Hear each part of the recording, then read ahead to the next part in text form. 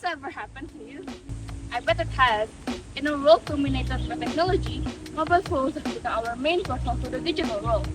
A lot of research about mobile phones has been done, and the results are surprisingly unexpected. Aren't you curious about the results? Well, let's find out. Well, did you know that according to research done by Robert, Yaya, and Manolis, that mobile phones can actually become addictive? Yeah, it's true. In fact, 60% of the participants in their study reported that they were addicted to their mobile phones. Isn't that interesting? Also, did you know that this research found out that the most frequent uses of smartphones differ between genders? So females tend to use smartphones as a tool of communication, while males tend to use it for entertainment purposes. Mind blowing. It has become increasingly common for people nowadays to use their phones regardless their surroundings. For example, streets, campuses, public transportation, malls, and many more. But have you ever wondered what exactly are you doing on your phone? Well, this is what this research is for. But what makes this research different from what others done in the past? Well, the difference is our research mainly focuses on how long each person uses their phone and what exactly they use it. Then, we'll also aim to analyze the correlation between screen time usage and the impact of their mental well-being. And of course, our sample will consist of CPUs. To collect our data, we asked 11 individuals, 4 males and 7 females, to participate in our questionnaire. The questionnaire is divided into 3 sections. The first section asks some open-ended questions to gather background information. The second section focuses on the actual screen time markers. And the last section will explore sleep patterns and emotional well-being. But before we go any further, we made sure that our research followed ethical guidelines to ensure anonymity.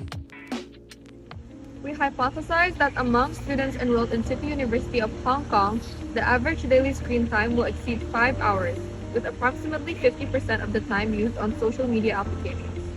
Furthermore, we predict that the students who have screen time higher than the median and spends more than 50% of screen time on social media will experience increased symptoms of anxiety and a reduction in sleep duration.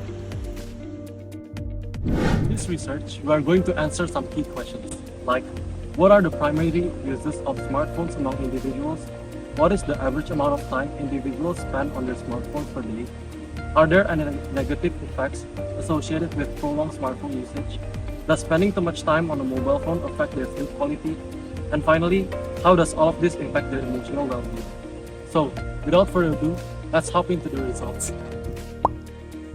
Based on our analysis, it is determined that the average daily screen time for individuals is 4.7 hours.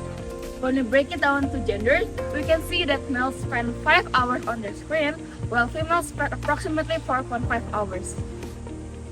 Now let's talk about different app categories. We've got 6 of them: productivity, entertainment, educational, games and lifestyle, and social media. So which category takes the top spot? Well, you guessed it, social media steals the show as the most frequently used category. And following closely behind are entertainment, productivity, educational, and games and lifestyle. After cleaning and finalizing our data, it appears among all participants, Instagram was by far the most popular app.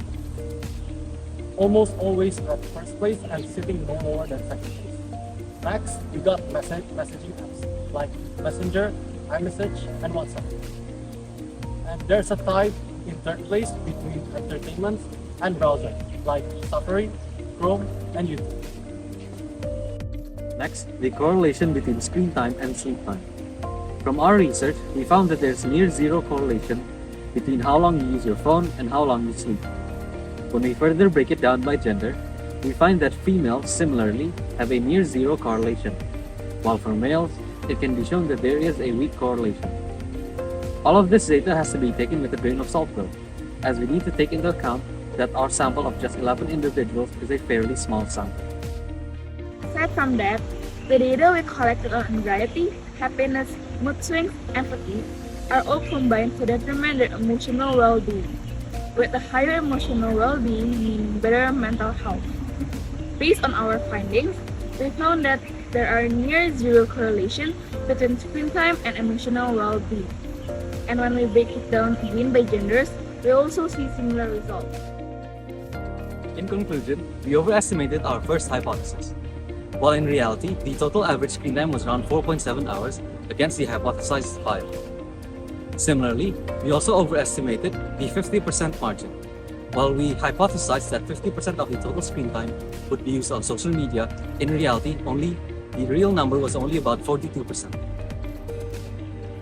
Similarly, we deemed our second hypothesis inconclusive, meaning we couldn't find any direct correlation between the increase in screen time and the decrease in emotional well-being or the decline in sleep duration. Thanks for listening. Bye. No.